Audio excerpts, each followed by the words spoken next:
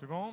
Donc, bonjour à toutes et à tous. Merci d'être venus à cet atelier éco, bâtiment basse consommation, des solutions pour construire la transition. Ça va, les sons? Pas trop. Est-ce qu'on peut augmenter, s'il vous plaît? Ça va mieux là? Parfait, merci. Donc, bienvenue à nouveau, atelier bâtiment basse consommation, des solutions pour construire la transition. Je suis Massimiliano Picciani, responsable sectoriel bas carbone à la direction de l'innovation de BPI France. Je vais passer la parole dans quelques secondes à Émilie Garcia, également en direction de l'innovation, déjà responsable du domaine Ecotech. Et Émilie va aussi vous introduire nos intervenants à cet atelier.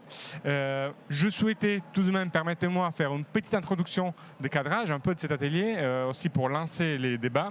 Deux chiffres à retenir. 40% de la consommation énergétique et 25% des émissions de gaz à effet de serre en France vient du secteur du bâtiment. Donc il est évident pour tous que si on souhaite réussir la transition écologique, environnementale, énergétique que nous avons devant nous, il faut s'attaquer au secteur du bâtiment. Pour faire ça, donc, il faut s'attaquer aux solutions techniques innovantes de construction, de matériaux, de rénovation. Il faut aussi avoir des approches innovantes de gestion du patrimoine immobilier. Il faut prendre en compte les cadres réglementaires qui sont en train d'évoluer de manière très importante ces derniers temps. Les pouvoirs publics nous poussent à prendre en compte tous les enjeux du secteur du bâtiment. Vous connaissez très bien donc RE 2020, le nouveau DPE, les décrets tertiaires également. Et pour finir, il faudra aussi s'appuyer sur les possibilités de financement public pour accompagner cette transition parce que, comme toute transition, elle aura un coût et il y a besoin d'un accompagnement financier. Pour faire donc tout cela, pour réussir ces défis, l'enjeu de taille qu'on a devant est celui d'amener l'ensemble du parc immobilier pour tout usage, logement, tertiaire, économie, industrie, vers une transition, vers un régime basse consommation, voire zéro consommation, et également, si possible, voire zéro consommation, voire zéro émission de carbone. Donc, le défi, il est vraiment extrêmement important. Je laisse la parole à Émilie pour lancer l'animation de l'atelier. On se verra à la fin pour les questions. Merci. Merci Massi pour cette magnifique introduction. Du coup, donc, le cadre est bien posé. Donc, en effet, on voit l'empreinte carbone, vraiment le sujet prégnant vis-à-vis du secteur de la construction. On parle beaucoup en effet du neuf, RE 2020, mais on voit que le principal sujet est côté rénovation. Donc là, l'idée aujourd'hui pour vraiment bien aborder ce point, donc autour de cette table, donc on a pris à la fois différents rôles pour voir les différents points de vue, à la fois côté financeur, promoteur, constructeur, offreur de solutions. Donc, je propose de vous présenter rapidement, puis après on reprendra la main plus rapidement pour chacun. Donc Sébastien Ilouz, bonjour. Donc vous êtes responsable d'investissement efficacité énergétique au bâtiment à la Caisse des dépôts Banque des Territoires. Et donc vous allez nous parler du rôle des financeurs dans la transition vers un parc de bâtiments basse consommation. Merci d'être là. Sophie Rousseau, donc vous êtes directrice générale adjointe de Redman, donc première société de promotion immobilière française labellisée Bicorp et ayant le statut d'entreprise à mission. Et donc vous allez nous parler du rôle des promoteurs immobiliers pour la rénovation. Merci. Monsieur Sylvain Boja, vous êtes cofondateur de Vestac, qui conçoit et construit des bâtiments modulaires et biosourcés.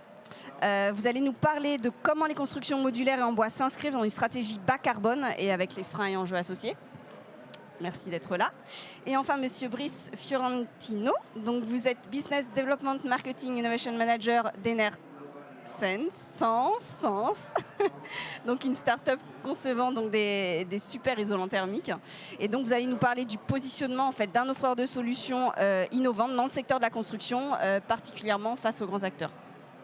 Voilà. Donc, Sébastien commence par vous. Du coup, est-ce que vous pourriez nous en dire un peu plus sur la vocation donc, de la Banque de Territoire sur le sujet et pour vous, quel est le rôle des financeurs dans la transition donc, vers un parc de bâtiments basse consommation? Oui, merci. On m'entend bien? Ouais. Bonjour à tout le monde. Oui, donc d'abord juste quelques mots pour présenter effectivement la Banque des Territoires. Ça peut être important de connaître dans l'écosystème un peu ce qu'on fait. Donc c'est la Caisse des dépôts tournée vers les territoires, au service des projets des territoires, pour des territoires qui soient plus inclusifs, des territoires plus attractifs, des territoires plus connectés et bien évidemment des territoires plus durables. C'est sur ce sujet-là précisément qu'on va creuser lors de cet atelier. Le parc de bâtiments existants, juste quelques chiffres, hein, puisqu'on a déjà commencé à citer les chiffres. 350 millions de mètres carrés, c'est le parc public. Donc ça, c'est bâtiments de l'État, bâtiments des collectivités. 600 millions de mètres carrés à peu près, c'est le parc tertiaire. 300 millions de mètres carrés pour les logements sociaux. Et puis, on est à peu près à entre 2 et 2 milliards et demi pour les logements privés. Donc voilà, tout ce stock-là, c'est ce stock sur lequel il va falloir travailler pour opérer la transition énergétique, mais aussi écologique du bâtiment, de l'immobilier. Actuellement, on a un rythme de rénovation qui est quand même extrêmement faible. Donc ça veut dire que si on veut atteindre notamment les objectifs de la loi Elan, on en parlait tout à l'heure, donc les moins 40% à horizon 2030, mais ça va aller jusqu'à moins 60% de consommation d'énergie à horizon 2050. Si on veut apurer le parc des épaves thermiques, des logements privés, des bailleurs sociaux, et on est autour des 4 millions d'épaves thermiques, de logements, eh ben, il va falloir changer de braquet, il va falloir changer de méthode, et je pense que là, un certain nombre d'intervenants aujourd'hui vont pouvoir proposer leurs solutions sur ce sujet. Et nous, Banque des Territoires, eh bien, nos solutions à proposer sont des solutions sur le financement innovant des projets, notamment des collectivités territoriales. Hein. C'est le mandat qu'on a eu et qu'on a signé avec le gouvernement en mai 2018. Avec une enveloppe de 2,5 milliards d'euros pour pouvoir faire 2 milliards de prêts et 500 millions d'euros de fonds propres au service des projets des collectivités territoriales. Donc c'est à peu près 250 millions de mètres carrés, et ça veut dire faire avancer les projets dans les territoires pour arriver in fine à quelque chose qui puisse ensuite faire l'objet d'un appel d'offres et de projets de rénovation, et si possible de rénovation innovante. Il y a par exemple le programme 1000 écoles cœur de ville dont vous vouliez nous parler. Oui, donc pour nous, l'objectif d'accélérer cette rénovation énergétique, c'est d'être au plus près des territoires. Et donc on a des programmes territoriaux, et notamment dans le cadre du programme ACV, Action Cœur de Ville. Donc ce sont ces 234 territoires de villes moyennes qui ont été définis comme prioritaires pour pouvoir être un centre d'attraction des territoires et refaire de la centralité. Eh bien, on met en place le dispositif 1000 écoles. Qu'est-ce que c'est ? C'est mettre en place tout un parcours pour pouvoir permettre de rénover le plus rapidement possible 1000 écoles. Alors, les écoles, c'est à la fois un symbole, bien évidemment, un symbole républicain, mais c'est aussi améliorer les conditions d'accès à l'éducation des élèves. Et puis, au-delà de la rénovation énergétique, c'est toutes les questions sanitaires sur les écoles qu'on a pu vivre, notamment à l'occasion du Covid notamment. Et donc, on met en place un volume d'ingénierie extrêmement important pour pouvoir financer les audits, l'AMO, l'accompagnement pendant les travaux, et puis un financement innovant pour les projets de rénovation, donc à la fois des prêts et à la fois des dispositifs d'investissement comme notamment l'Intracting. Alors juste un petit zoom sur ce que c'est que l'Intracting. Notre constat, c'est qu'en réalité, il y a beaucoup d'actions d'économie d'énergie qui peuvent être faites, mais qui ne sont pas adressées. Elles ne sont pas adressées parce que contrairement aux neufs ou aux rénovations lourdes, les économies du quotidien n'intéressent personne, il n'y a pas de budget pour ça. Donc nous, on a décidé de mettre en place un dispositif relativement simple à énoncer. Toutes les actions d'efficacité énergétique dont le temps de retour sont inférieurs à 13 ans, eh bien nous, on va proposer aux collectivités territoriales de leur financer. Et ces actions-là, on va mettre en place une avance remboursable Intracting qui va faire que les économies d'énergie vont pouvoir financer ces travaux-là. Et donc, nous, on fait cette avance de trésorerie.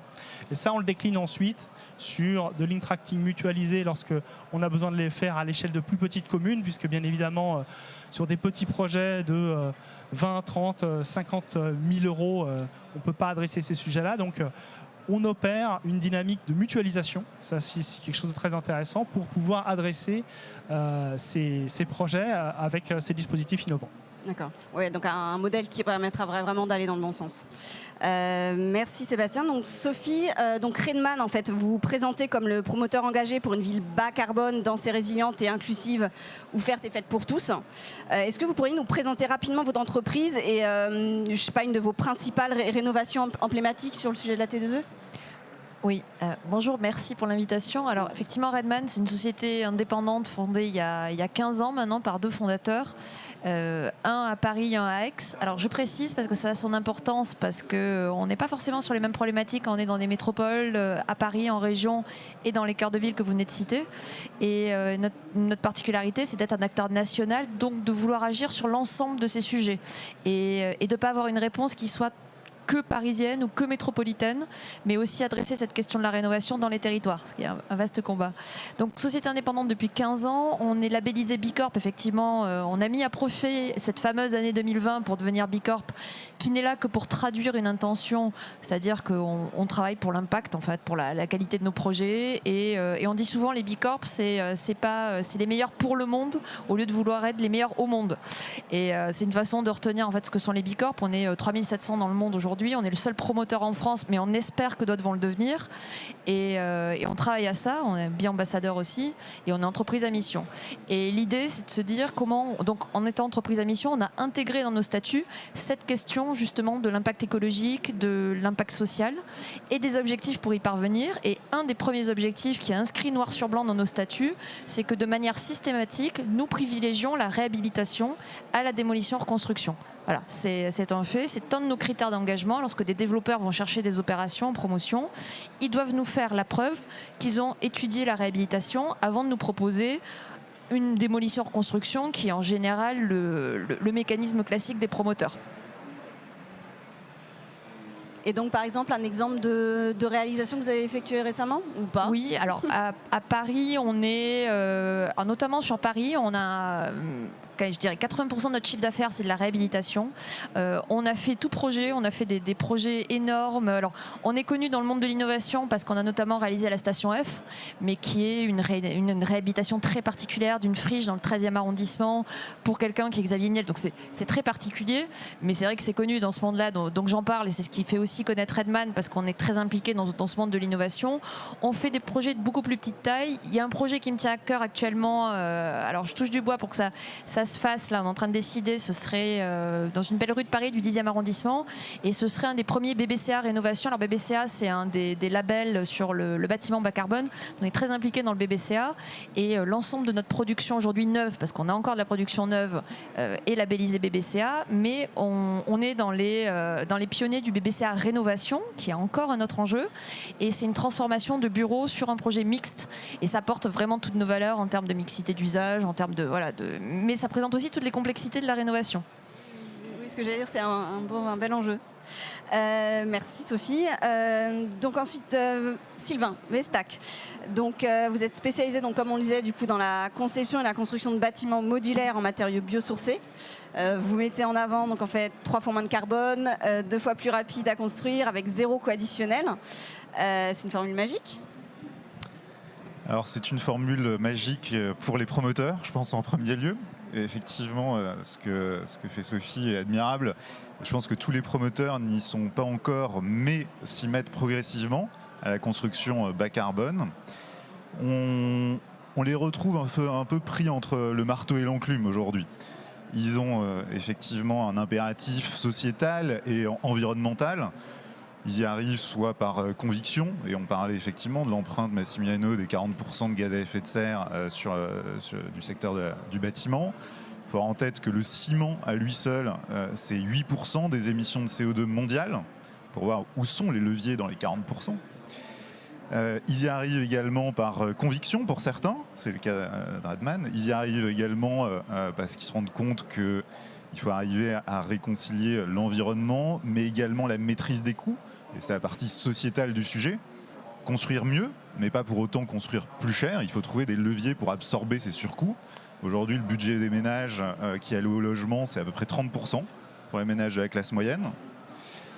Et puis évidemment, certains y arrivent par la contrainte. On a parlé des nouvelles réglementations qui arrivent et qui se mettent en œuvre et qui sont là pour arriver à ramasser le reste du panier.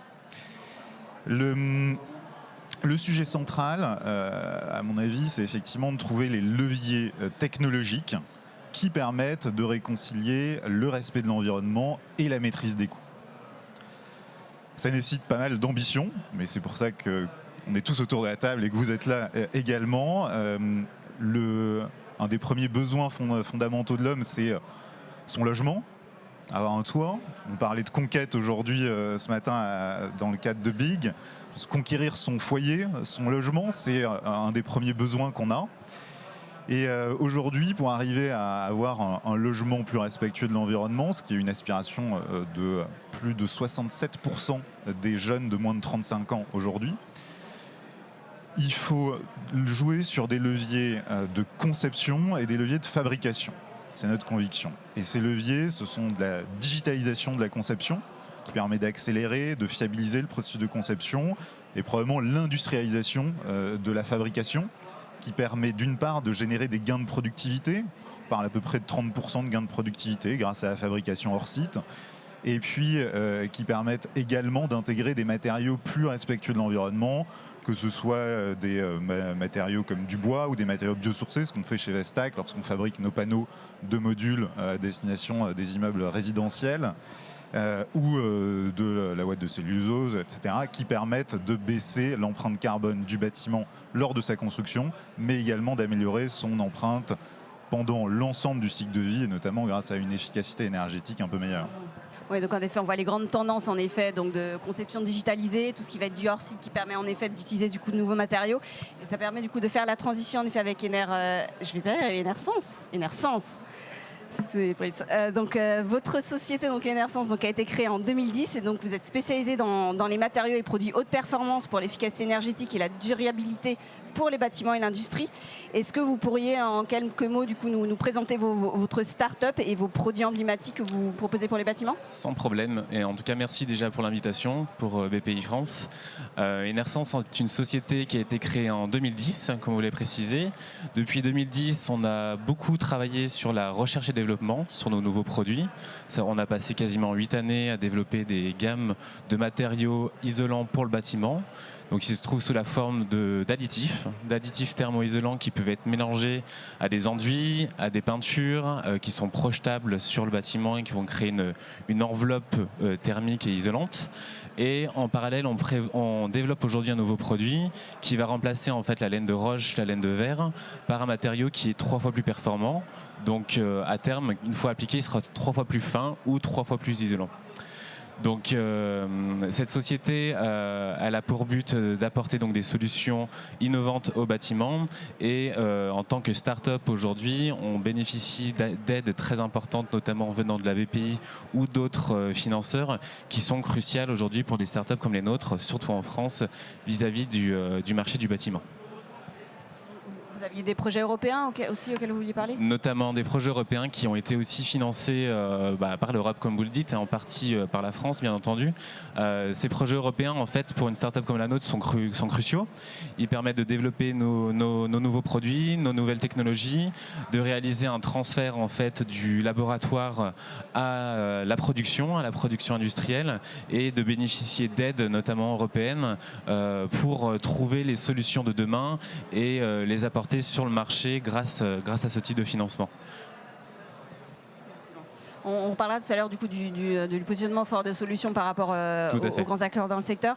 Là du coup on va enchaîner avec vous, Sébastien, sur la présentation un peu du rapport Sichel, et si vous pourriez nous donner un peu les interventions concrètes pour la rénovation en termes de passoires thermiques et qu'est-ce qui peut exister en termes de subventions ou interventions techniques. Oui, tout à fait.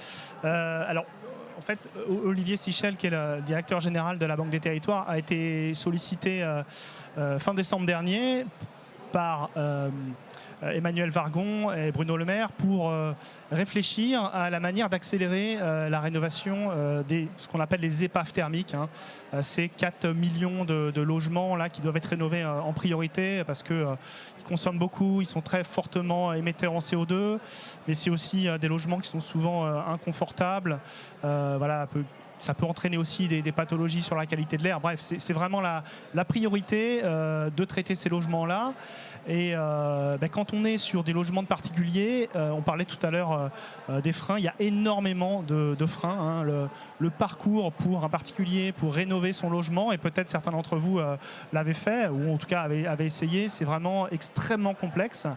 que ce soit au niveau de la connaissance des aides, même s'il y a eu beaucoup d'efforts de fait pour les simplifier, comme au niveau des choix techniques, comme au niveau de la capacité de pouvoir faire des avances de subventions, parce que c'est vrai que les subventions sont souvent versées une fois que les travaux ont été réalisés et malheureusement, il y a beaucoup de foyers modestes qui n'ont pas la capacité de faire cette avance de trésorerie. Et tout ça, c'est autant de freins qui font que les logements ne se rénovent pas. Sans parler bien évidemment de l'aspect confiance, parce que qui n'a pas été sollicité, soit par mail, soit dans sa boîte aux lettres, par des solutions miracles de rénovation un peu trop belles. Et donc maintenant, il y a eu un déficit de confiance, et ça c'est terrible pour pouvoir passer à l'acte.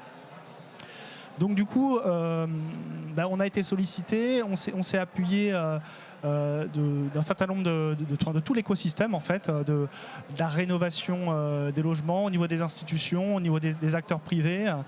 Et l'idée, c'était de s'inspirer un petit peu d'une initiative qu'on avait à l'époque appuyée à partir de 2010, qui sont les sociétés de tiers financement, qui sont des interlocuteurs uniques, des particuliers, qui permettent de les accompagner de A à Z dans leur parcours de rénovation et qui leur apportent aussi des solutions de financement. Donc ça, c'était un élément important dans la commande, de pouvoir réfléchir à un parcours qui soit comme ça sécurisé et simplifié pour le particulier.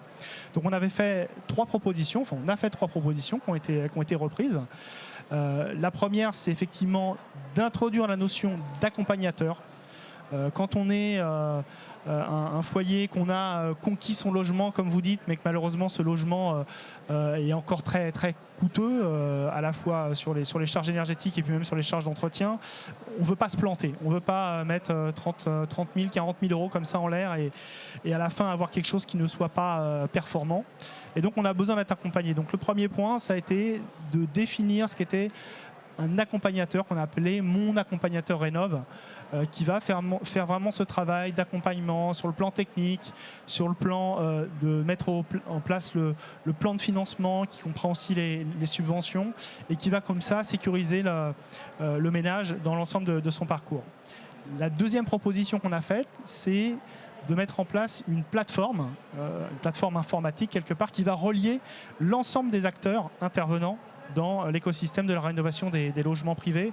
Et là, je peux vous dire qu'il y en a un bon paquet. Il y en a énormément, que ce soit au niveau des collectivités, au niveau de l'ANA, au niveau de l'ADEME, au niveau des guichets locaux qui sont déjà des services d'information très performants mais qui ne couvrent pas l'ensemble du parcours. Et donc, mettre en place cette information pour pouvoir cranter le parcours du particulier et qu'il ne soit pas obligé 10 fois à chaque interlocuteur de réexpliquer son dossier, de redonner les justificatifs, parce que ça, il n'y a rien de pire que les informations qui ne se font pas entre interlocuteurs de l'administration. Donc tout ça, ça a été une manière de fluidifier. Et troisième étape, proposer une aide, un crédit à la rénovation, y compris pour les foyers les plus modestes. Parce que cette transition écologique, soit elle est faite collectivement, soit elle ne sera pas faite. Exclure la moitié de la population parce qu'ils n'ont pas les moyens de rénover leur logement, c'est l'assurance qu'il n'y aura pas de transition écologique et que ça ne se fera pas. Et donc l'idée, ça a été d'adosser une solution de financement sur la valeur du bien du particulier, en partant du principe que le besoin de rénovation, le budget de rénovation, quand on déduisait les aides, était une petite partie de la valeur du bien. Et si en plus on intégrait une petite partie de valeur verte, du fait que ce bien-là, puisqu'il était rénové, vaudra forcément un petit peu plus. Si on intègre aussi les économies d'énergie que le foyer va faire tous les ans grâce à ce nouveau logement plus performant, eh bien, on arrive à un financement qui est quasiment bouclé. Et puis pour sécuriser du coup ce dispositif qui ensuite va être distribué par des banques, le Crédit Mutuel, la Banque Postale s'est déjà engagé à le distribuer en 2022, eh bien, on a adossé un fonds de garantie qui existait déjà, pour les connaisseurs, le fonds de garantie de rénovation énergétique financé par les C2E, mais qui aura là une assiette beaucoup plus large et qui va permettre du coup d'offrir une solution de financement beaucoup plus large pour ces foyers qui sinon auraient été exclus de cette dynamique de rénovation. Du coup, c'est vraiment des actions, des dispositifs concrets pour déjà rétablir la confiance, après donner en effet les outils possibles et les moyens pour concrètement pouvoir aborder toute cette partie réno pour les particuliers. Très intéressant. Sophie, du coup, si on continue sur la partie, en effet, donc le rôle du promoteur dans la réno, est-ce que vous pourriez me dire un peu, pour vous, c'est quoi vraiment le rôle d'un promoteur et côté vraiment économique, comment rendre la rénovation de l'existant économiquement avantageuse? Parce qu'on en parlait tout à l'heure, on disait qu'en effet, parfois, faire une rénovation comme il faut point de vue environnemental, ça revient plus cher que le neuf. Donc voilà, comment abordez-vous ce côté économique? Alors, en tant que promoteur, je clarifie peut-être parce que c'est un jargon de l'immobilier, mais tout le monde n'est pas de l'immobilier. Le promoteur, c'est celui qui prend le risque en fait, de la maîtrise d'ouvrage, donc celui qui achète le terrain ou qui achète un bâtiment pour le transformer. Mais on peut aussi agir pour le compte du maître d'ouvrage, pour le compte du propriétaire, du bailleur. Et c'est là qu'en rénovation, on intervient le plus, nous, forcément, parce qu'il y a beaucoup aujourd'hui de bailleurs qui sont propriétaires, qui n'ont pas la capacité de transformer. Et donc, nous, on travaille avec eux sur des contrats de promotion immobilière. On les sécurise sur un coût et un délai. Voilà, je clôt la page pédagogie de l'immobilier. Donc on fait beaucoup ça aussi à livre ouvert. C'est notre particularité Redman, c'est faire participer aussi le bailleur aux éventuelles économies, gains de recettes qu'on peut faire et être en toute transparence. Là aussi, il faut changer du modèle du promoteur qui cachait sa copie. Et nous, on travaille complètement en transparence des bilans avec les propriétaires pour leur dire où est-ce qu'il y a des sources d'économie, où est-ce qu'il y a des problématiques. Vous savez qu'aujourd'hui, on a des énormes problématiques d'approvisionnement, de coûts. Et aujourd'hui, le promoteur, c'est nous qui sécurisons les coûts et les délais. Donc c'est nous qui sommes le matelas d'amortissement et on prend tous les risques. Donc ces risques se rémunèrent, c'est pour ça qu'il y a une marge en face, mais on peut être totalement transparent avec notre client pour lui expliquer tout ça et c'est ce qu'on fait, c'est ce qui se passe extrêmement bien. Donc il y a déjà une démarche aujourd'hui que le promoteur peut mettre en place pour sécuriser son client. Il y a énormément de bailleurs. Moi je pense qu'on va beaucoup développer aussi le travail avec les bailleurs sociaux parce qu'il y a un énorme, alors vous parliez de chiffres, si on veut aller vers les chiffres de la SNBC, donc la stratégie bas carbone à la neutralité 2050, il faudrait commencer à rénover aujourd'hui 700 000 logements par an. Je ne connais pas les chiffres réels. Je pense qu'on est assez loin de l'histoire. Et en même temps, on a l'épée de Damoclès des passoires thermiques et de l'interdiction de location des passoires thermiques qui arrivent très très vite. Et on se retrouve avec pas mal de gens qui sont comme la poule devant le couteau et qui se disent comment je vais faire. Alors c'est génial qu'il y ait la Caisse des dépôts qui s'empare de ça et qui ait des dispositifs. Mais nous, on a un vrai sujet de pédagogie, d'aider, d'apporter des solutions. Et en même temps, les leviers économiques, aujourd'hui, il y a quand même des vraies impasses économiques. C'est-à-dire que ce travail qu'on fait sur rénover, transformer, on le fait à Paris, on le fait très facilement dans les grandes métropole, Lyon, où il y a en fait des prix de sortie assez élevés et qui justifient le surcoût de la rénovation. Parce qu'on ne va pas se cacher, réhabiliter de manière lourde un bâtiment, c'est-à-dire quand c'est une passoire thermique, la transformer, ça reste plus cher que démolir et reconstruire. C'est un fait. De moins en moins, ce delta se réduit, mais ça reste plus cher. Ça se justifie quand en face, en fait, on fait un travail sur les dépenses et en face, on va mettre des recettes. Et quand vous êtes propriétaire d'un bâtiment, vous regardez combien ça va vous rapporter. Et effectivement, si vous vous dites que votre loyer final va augmenter de manière à venir couvrir les capex, il y a une économie qui tourne. Ça, c'est valable quand vous êtes dans du Paris, quand vous êtes dans du Lyon, ça n'est plus valable quand vous êtes en région. Alors, je ne parle même pas des cœurs de ville où là, il n'y a aucune équation économique qui tourne, à part subventionné par l'État, mais heureusement à la NCT et tous les gens qui s'y mettent.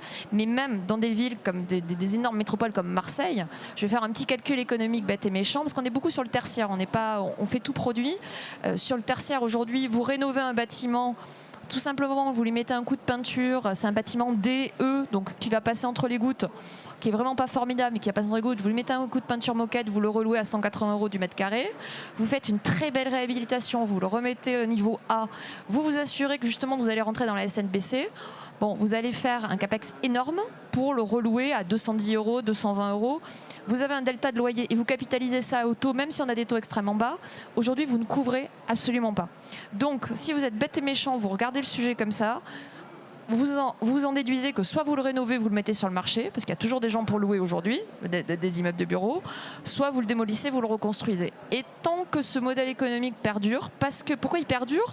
Parce qu'on ne prend pas en compte le vrai coût carbone. On ne le prend pas en compte. Donc tant que c'est le cas, ce modèle va perdurer. Donc nous, notre rôle de promoteur, c'est aussi d'adresser ces verrous financiers, trouver des solutions, industrialiser, parce qu'en industrialisant, on va réussir à faire baisser les coûts.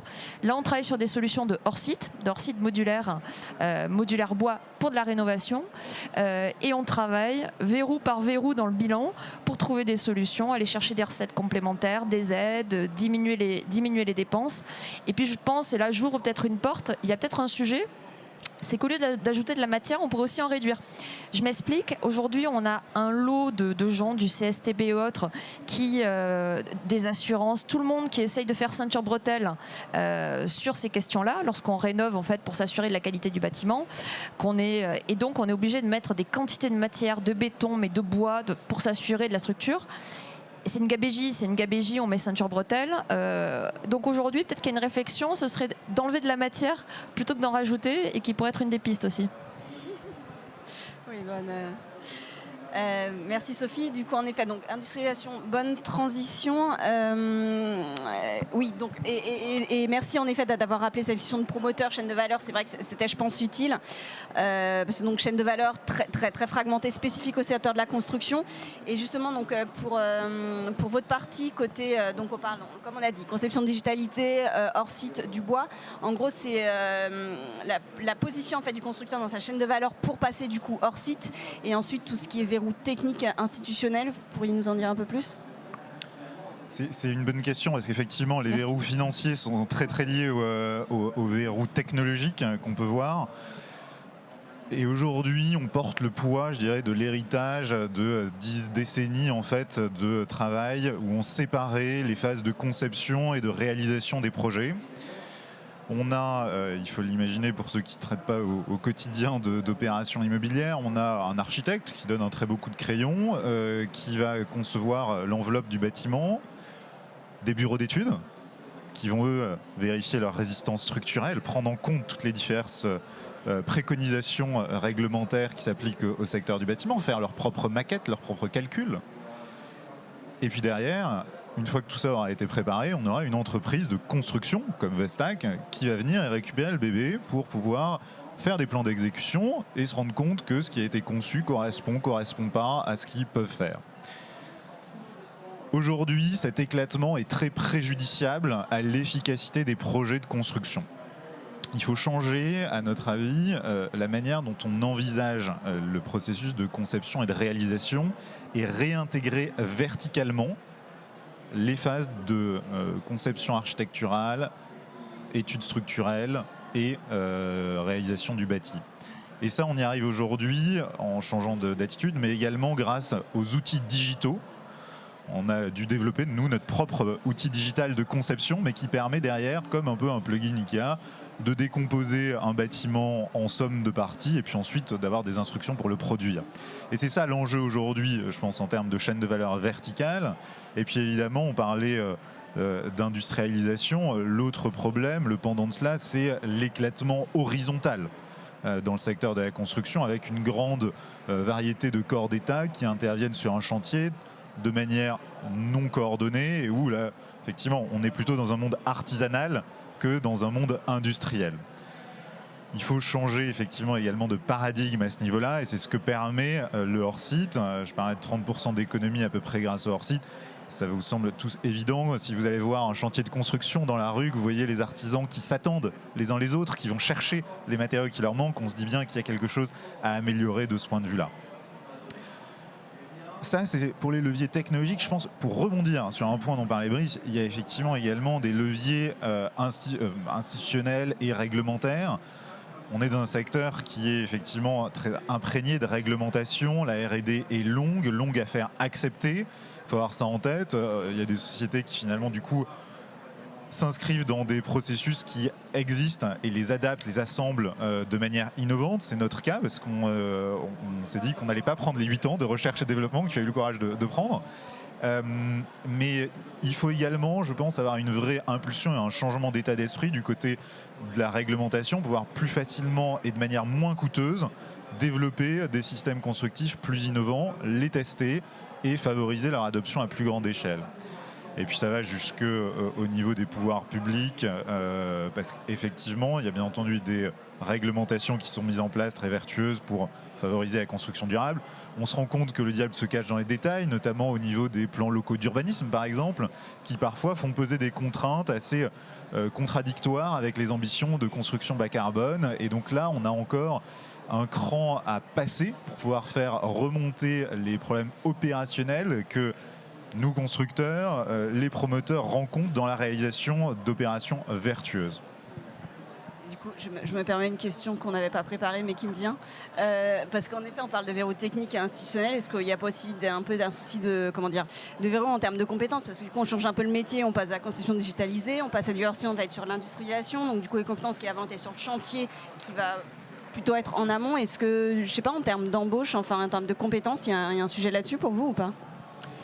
Je pense au contraire que c'est une opportunité. Et le monde du bâtiment, qui aujourd'hui effectivement fait face à une tension, à une pénurie de main-d'œuvre sur certains métiers qualifiés, doit saisir l'opportunité de s'appuyer sur des processus pour faire rentrer des personnes qui sont plus éloignées, qui ont de l'emploi, qui ont probablement des formations plus basiques, mais qui peuvent intervenir sur des tâches très bien processées, standardisées, dans le cadre de la construction d'un bâtiment, notamment en fabrication hors site, et ce qui est un levier également pour les former et les faire monter en compétences. Et je pense que c'est aussi comme ça qu'on rejoint d'une part une réponse à une pénurie de main-d'œuvre et en parallèle une montée en compétences de celle-ci. Très clair, merci. Du coup, Brice, est-ce que vous pourriez un peu nous parler en fait du rôle des offreurs de solutions innovantes, enfin et un peu la vie d'une start-up dans le monde du bâtiment, comment ça s'est passé? Tout à fait. Dans le contexte d'aujourd'hui, il faut savoir que sur le marché du bâtiment et notamment dans les marchés des matériaux de construction dans lequel on évolue, ce marché est majoritairement constitué de grands groupes, de grandes sociétés. Et une start-up aujourd'hui comme Enersense rencontre notamment des difficultés vis-à-vis de ces grands groupes parce que ce ne sont pas forcément les grands groupes qui vont innover. Aujourd'hui, c'est un constat que l'on fait. Ils ont tendance plutôt à amortir tous les développements de produits et les industrialisations qu'ils ont fait par le passé que de vouloir vraiment porter des nouveaux produits et des nouvelles innovations. Donc dans ce contexte, nous, en tant que start-up, on doit combattre ce fait-là et s'adresser donc pas forcément aux leaders du marché, mais plutôt à des personnes de plus petite taille, des PME, qui elles vont être plus innovantes et qui vont plutôt accepter nos produits et les utiliser dans leurs propres applications et ainsi nous permettre d'apporter ces solutions de haute performance au bâtiment. Je voulais aussi insister sur un point qui est important aussi, qui pour nous est une solution aussi. On parle souvent du prix, des matériaux dans le bâtiment. Aujourd'hui, on propose une innovation, bien entendu, elle est plus chère. Et ça aussi, c'est une difficulté vis-à-vis des produits déjà existants et notamment des grands groupes. Mais on trouve des solutions de placement de produits, d'analyse du marché. Et notamment, nous, aujourd'hui, on vise la rénovation thermique par l'intérieur pour le bâtiment et notamment, vous le précisiez, toutes les grandes villes qui ont un prix au mètre carré qui est relativement élevé. Pour nous, c'est une opportunité en fait. Aujourd'hui, on propose des solutions qui sont beaucoup plus performantes et qui sont donc plus fines et grâce à ça, en fait, on vient économiser des mètres carrés lorsqu'un bâtiment est rénové. Et à une fourchette, on isole à peu près, on économise 4% de la surface d'un bâtiment lorsqu'il est rénové et aujourd'hui, à 10 000 € du mètre carré à Paris, on le voit bien que ce sont des économies qui sont très importantes. Ok. Et du coup là en effet on parle d'innovation, mais du coup je rebondis avec Sophie, où vous vouliez parler d'un projet justement un peu un appel à candidature en termes d'innovation. Je sais pas si ça appelle la candidature, mais alors c'est vrai que c'est un pas de côté parce qu'on parle beaucoup de la réhabilitation. Je pourrais en parler des heures parce que je suis une vraie convaincue de la réhabilitation. Malgré tout, si vous écoutez les chiffres que je vous ai dit tout à l'heure, à 700 000 logements par an, si on veut être à la SNBC, il faut aussi construire du neuf à côté, du neuf très performant. Et aujourd'hui, je ne trahis pas un secret en vous disant que ce qui se construit dans le marché du logement neuf ne sera pas du logement neutre en carbone en 2050. Donc on est en train de continuer à construire les problèmes de demain, alors qu'on est quand même dans la décennie fatale. Donc les fameux bâtiments à 20 kWh et énergie finale, il faut commencer à les construire aujourd'hui. La RE 2020 arrive enfin, après beaucoup d'actions de lobbying pour qu'elle n'arrive pas à temps, mais elle arrive. Et nous, on fait partie des promoteurs qui en sommes ravis. Et on se dit enfin, parce que tout le monde râle en disant ça va faire augmenter les coûts. Oui, comme a fait la RT 2012, le temps que le marché se stabilise et que des acteurs innovants, comme il y en a ici, nous trouvent des solutions pour que tout le monde se mette au niveau et qu'il y ait un équilibre. Donc je voulais juste, alors je passe un petit appel, je ne sais pas si à candidature ou à participation. C'est vrai que le sujet du bâtiment bas carbone, on en parle avec la BPI parce qu'on est excellence et accéléré BPI, je ne l'ai pas dit. Et la BPI est un vrai partenaire pour nous. Et une des questions, c'est ce fameux bâtiment. Alors je ne parle pas que de bas carbone, parce qu'on parle beaucoup de bas carbone, mais de basse consommation. Et je trouvais que c'était le bon terme de la table ronde. Et merci, parce qu'on parle peu de bâtiments basse consommation, alors qu'en fait c'est quand même l'enjeu. Et sur ce bâtiment basse consommation, nous on pense qu'il y a toutes les solutions qui sont là. Alors il faut continuer à les accélérer, il y a un peu de R&D, mais c'est pas tant de la R&D et de la rupture que d'assembler. Et nous c'est notre métier de promoteur, c'est vraiment de mettre tous les gens autour de la table, d'assembler, de trouver les solutions et de donner du temps, parce que c'est ça qu'on n'a pas, c'est le temps dans les opérations. Dans le bilan de promotion, nous on a des financements, on est pressé, on a une marge à faire dans les 3 ans et on n'a jamais ce temps-là. Et on se rend compte que c'est ça qui est majeur, c'est si on se donne un peu plus de temps en amont et en conception, on a une qualité qui est bien différente. Et en fait, on veut donner un espèce de groupe de recherche-action. Et d'où la discussion avec la BPI pour aussi trouver des financements pour le faire, pour avoir quelqu'un qui s'en occupe. On a un architecte, on commence à avoir des partenaires industriels. On veut industrialiser les solutions, on veut prendre des territoires d'expérimentation sur des opérations qu'on a déjà. Et on veut justement aller vraiment faire ce bâtiment basse consommation logement. Plutôt low-tech d'ailleurs, pas forcément high-tech, parce que comme je disais tout à l'heure, il faut réduire la matière et pas en rajouter. Il y a aussi qu'il y a des solutions low-tech qui sont là, autour du biosourcé, de la terre crue, de plein d'autres solutions. Mais voilà, s'il y a des gens qui sont intéressés par cette démarche, qui ont envie de s'y mettre, qu'on fasse ce groupe de recherche-action et qu'on le mette en œuvre sur le territoire national, en France, voilà, n'hésitez pas, je lance cet appel. Merci Sophie. Je ne sais pas si quelqu'un veut dire encore un petit mot ou on passe aux questions-réponses. Oui, Sébastien ? Oui, un petit mot rapide, juste pour partager une conviction. Le secteur du bâtiment, c'est le secteur qui, dans le siècle dernier, a quasiment le moins fait d'optimisation de ses coûts. Ça veut dire que le secteur du bâtiment, c'est très certainement, moi en tout cas j'en suis convaincu, le secteur qui va dans les années à venir avoir la plus grande marge de progrès et qui va faire comme ça sa révolution.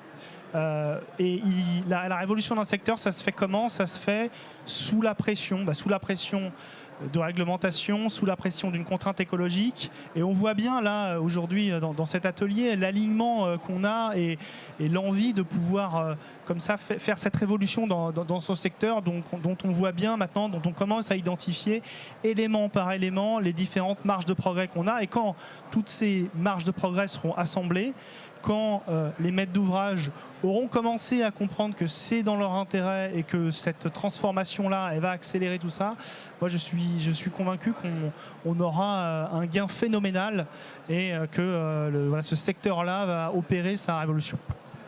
Ça, je me dis, on peut être optimiste, c'est qu'on voit qu'en effet, il y a les différents acteurs, mais tout le monde commence à aller dans le même sens pour on le sent bien, ouais. Pour un même objectif, donc oui.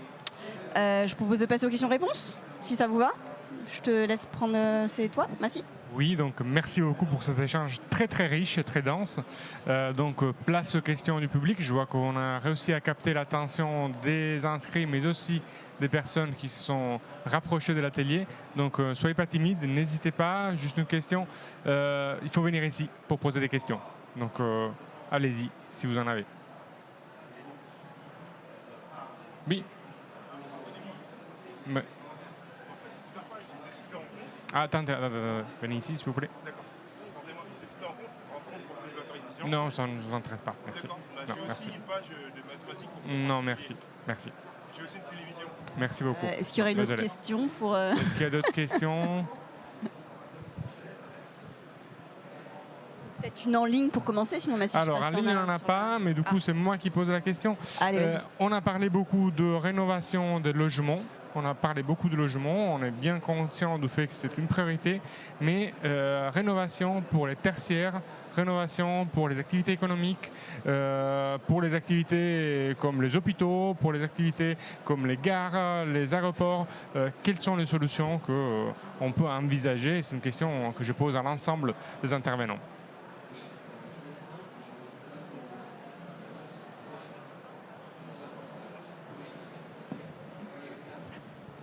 Bon, juste quelques éléments. Sur le tertiaire public, j'en ai déjà un peu parlé. Là-dessus, La difficulté, c'est de passer d'une maîtrise d'ouvrage qui, pour la plupart, je pense notamment aux élus des petites villes, n'ont pas l'habitude tant en fait de faire de la rénovation. Il y a eu un moment les maires bâtisseurs qui ont su créer. Et quelque part, entre guillemets, je dis bien faire du neuf, c'est un peu plus facile. Faire de la rénovation et reconstruire la ville sur la ville, c'est toujours plus compliqué. Ça, je pense que là, il y a un certain nombre de témoignages qui pourront aller dans ce sens-là. Et donc, c'est là toute la difficulté. Après, il y a des programmes spécifiques pour les hôpitaux avec des dimensions, par exemple, particulières. Sur l'hôpital, c'est quelque chose qui est tout le temps vivant. Donc, ça veut dire qu'il faut être en capacité de rénover sans interrompre la continuité de service. Donc ça va faire appel à des techniques particulières. Alors, par exemple, moi, je ne l'ai pas testé particulièrement sur les hôpitaux, mais on voit bien sur des lycées, il y a eu des opérations de rénovation en exploitation, c'est-à-dire sans interrompre la venue des élèves. On a pu rénover notamment par l'extérieur en remplaçant l'enveloppe à nouveau par des solutions préfabriquées très qualitatives. Et donc, je pense que pour tout ce qui est infrastructure publique, le défi, surtout quand on est dans des milieux comme ça, urbains denses, c'est d'être en capacité de le faire en impactant le moins possible le fonctionnement de la ville. Voilà, il y a quelques opérations qui se font à droite à gauche sur le sujet. Après, le mode opératoire, je pense qu'il est inventé pour chaque opération. En tout cas, ça se fait de plus en plus. Moi, j'allais dire, notre ADN, c'est le tertiaire plutôt. Donc, on fait ça depuis longtemps. C'est quasiment plus simple le tertiaire parce qu'en général, vous êtes face à des mono-investisseurs. Alors, ça dépend. Dans le marché tertiaire, encore un peu de pédagogie de l'immobilier. Dans le marché tertiaire, vous avez en général, vous distinguez le propriétaire de l'occupant. Souvent, je ne sais pas si vous-même, vous êtes chef d'entreprise ou autre, ou vous êtes dans une entreprise qui, principalement, c'est des locataires. Il y a peu d'entrepreneurs qui possèdent leur appareil industriel ça existe. On en a autour de la table. Je ne sais pas si d'ailleurs c'était propriétaire ou locataire, mais ça existe. Donc en fait, il y a deux situations. La situation avec l'entrepreneur qui a son patrimoine et qui doit le rénover. Et là, je pense que par rapport au plan de relance, il y a des choses, je sais, il y a pas mal de publicités qui sont faites vis-à-vis de cette population-là, en leur disant rénovez votre patrimoine. Et ça, il faut s'inscrire là-dedans. Et après, vous avez le marché tertiaire classique où c'est des investisseurs institutionnels, donc des assurances, qui ont une bonne gestion finalement de leur patrimoine parce qu'ils sont là sur du long terme avec des locataires. Et finalement, c'est une solution hyper simple parce que vous avez à chaque fois un interlocuteur qui a son intérêt de rénover pour remettre des loyers plus élevés. Donc finalement, le tertiaire, c'est quasiment un sujet assez simple, plus simple que le logement.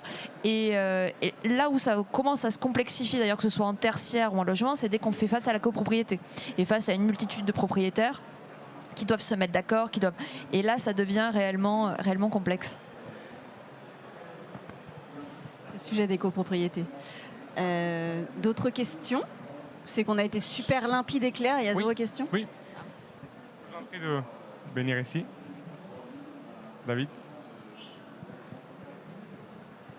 Merci pour la pédagogie sur l'immobilier, j'ai trouvé ça intéressant.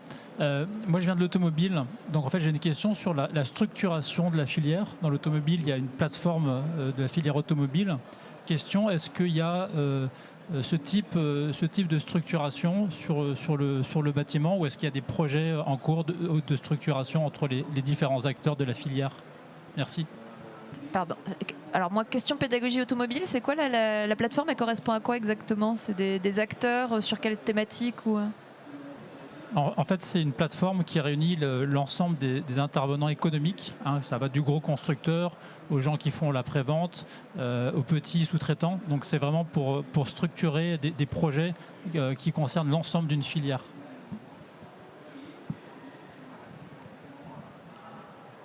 Je trouve l'exemple de l'automobile fascinant. C'est exactement ce qui manque dans le secteur de la construction. Aujourd'hui, on se rend compte d'une part qu'il y a une sous-capacité en termes de production par rapport aux besoins qui émergent des promoteurs qui souhaitent atteindre 20-25% en fonction des grands noms de la promotion immobilière de construction bas carbone. Aujourd'hui, ça n'existe pas du tout.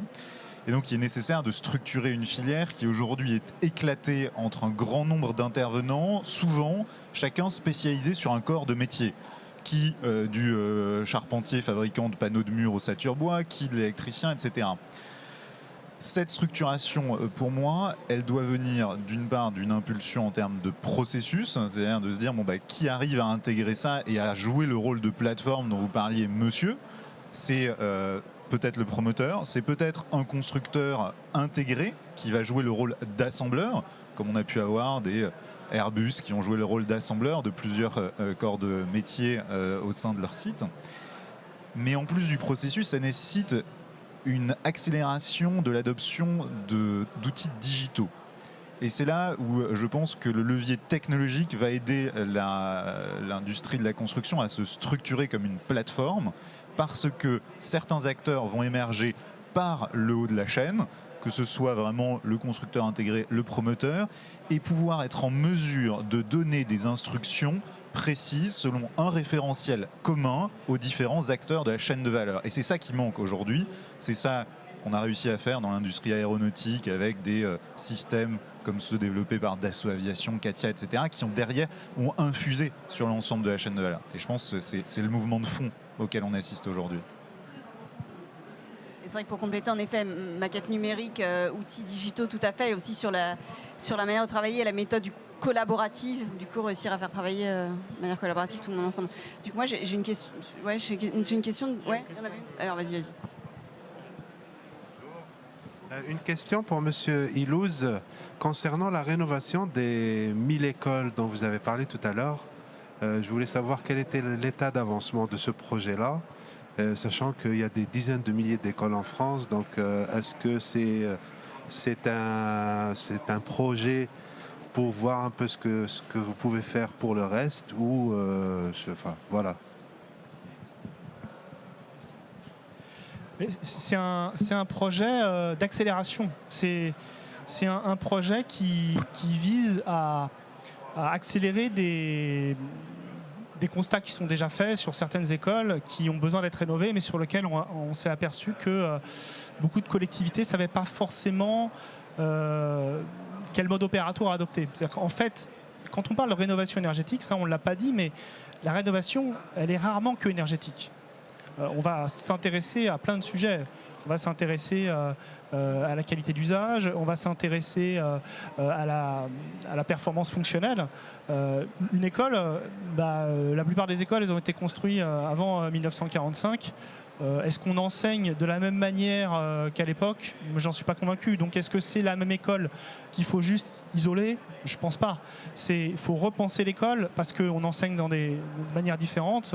On enseigne avec des méthodes pédagogiques par groupe. Enfin voilà, tout est différent.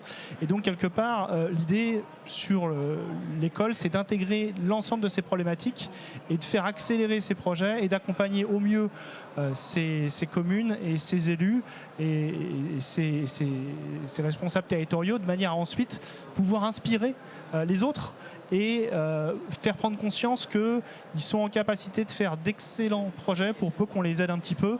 Et donc en fait, le travail, c'est de mettre en face, je dirais, les bons interlocuteurs, les bons bureaux d'études, les bons architectes pour pouvoir faire avancer ces projets qu'ils avaient déjà en tête mais qui n'étaient pas forcément au-dessus de la pile. Et nous, l'idée, c'était que ces projets-là passent au-dessus de la pile et qu'ils profitent de cette opportunité-là pour y aller. Après, combien de projets seront réellement faits? Je dirais que ça va dépendre du temps qu'on se donne. En tout cas, là, déjà, il y a beaucoup de collectivités qui sont intéressées, qui s'engagent. Il ne faut pas oublier que les projets immobiliers en règle générale et les projets de rénovation n'échappent pas à la règle. C'est quand même des projets de long terme qui mettent quand même beaucoup de temps entre le moment où on a identifié un besoin et le moment où on livre. Et donc l'immobilier est forcément marqué par cette inertie. Et ça, c'est vraiment quelque chose qu'il faut avoir en tête. Et du coup, ça veut dire qu'il ne faut pas penser que les choses se feront rapidement en se réveillant 2 ans avant et qu'on va régler tout le patrimoine et toute la rénovation du patrimoine.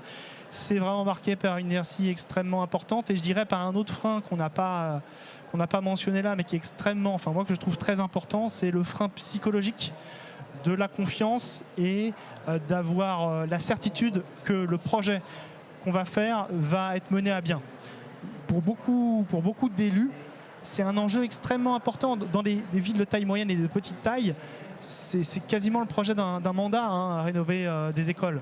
Et donc, il n'y a pas droit à l'erreur. Et donc, il faut qu'ils sentent que c'est le bon projet, qu'ils vont être accompagnés, qu'ils ne vont pas se planter.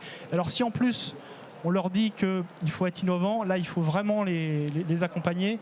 Ils sont réceptifs à ça, attention, hein. Je ne dis pas qu'ils ont peur, hein. Mais je dis qu'il faut ce petit plus d'accompagnement qui va faire la différence.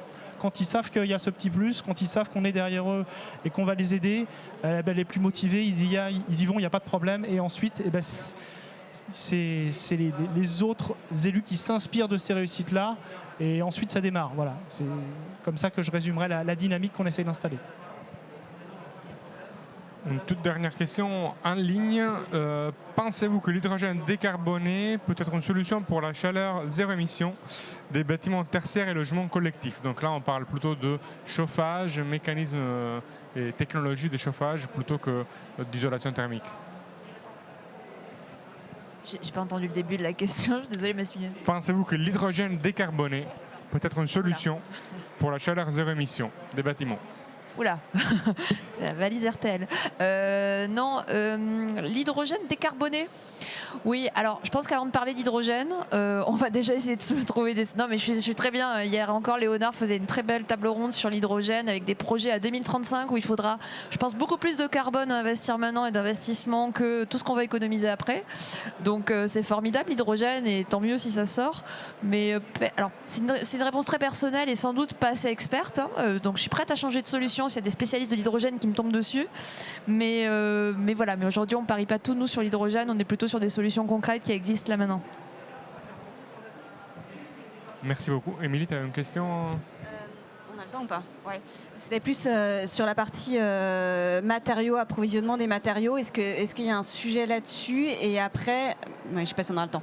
Et après, sur la partie justement réemploi, réutilisation, quand on utilise justement ce type de matériaux, est-ce qu'après, du coup, on a en effet une logique, on va jusqu'au bout et on se dit, quand on l'utilise, on le met là, c'est pour, dans un objectif sensible, de pouvoir le réemployer et le remettre ailleurs? Dire un mot là-dessus rapidement. Effectivement, il y a un sujet sur certains types de matériaux. Tout le monde a conscience des pénuries de matériaux de construction à l'heure actuelle qui touchent l'ensemble des matériaux. Hein. C'est acier, bois, etc. C'est une question de coût et de disponibilité qui aujourd'hui ont mis certains chantiers à l'arrêt. Je pense que ça plaide pour, d'une part, cette structuration de filière à laquelle la France s'emploie pour pouvoir avoir également une sécurité en termes d'approvisionnement et être sûr de ne pas dépendre trop de l'étranger sur certains types de matériaux très spécifiques. Et d'autre part, ça plaide aussi pour avoir de l'agilité chez les constructeurs et les promoteurs et être capable d'adapter aussi au fur et à mesure les systèmes constructifs en fonction de la disponibilité de tel ou tel matériau. C'est pour ça que c'est assez important d'être spécialiste de la technologie et de pouvoir avoir cette réactivité en fonction des conditions de marché. Merci. Je sais pas s'il y a encore Je pense qu'on est sur la fin. Une petite question qui est posée en ligne. Comment la BPI accompagne les entreprises du secteur? Avec beaucoup de plein d'outils. Donc je te laisse dire un mot si tu veux. Alors comment on accompagne les entreprises du secteur? Donc BPI France a donc différents grands métiers au sein de la maison. Donc à la fois côté innovation où là on peut aider les entreprises sous forme de subventions, d'avances récupérables sur des projets de R&D. C'est bien. Donc ça c'est sur toute la partie innovation. Après on a évidemment toute la partie financement avec différents types de prêts. Je ne sais pas si Pascal t'es dans la salle, si tu veux en parler un peu plus. Et après toute la partie investissement sur la prise en participation. On peut parler du nouveau fonds écomatériaux. Et aussi, ce cap, on est plus sur des prises de participation dans des PME. Et aussi, évidemment, toute la partie internationale et export, où on est aussi sur ce sujet-là. Donc, du coup, on peut être sur les différentes étapes de la chaîne de valeur, sur différentes thématiques sur le sujet de la construction. Donc voilà, donc BPI est là pour répondre à la question. Je pense qu'on peut aller vers la conclusion parce qu'effectivement, il nous reste 37 secondes. S'il n'y a pas d'autres questions, je pense qu'effectivement, on peut s'en arrêter là et remercier tous nos intervenants qui ont été vraiment excellentissimes. Merci à vous. Et voilà, et donc pour tous les autres, vous pouvez trouver bien entendu les replays de l'atelier et également n'hésitez pas à contacter BPI ou un de nos intervenants si vous avez des questions, des sujets spécifiques que vous souhaitez traiter. Voilà. Merci beaucoup, bonne journée et restez à Big parce qu'il y a plein d'événements très intéressants jusqu'à ce soir 20h. Bonne journée.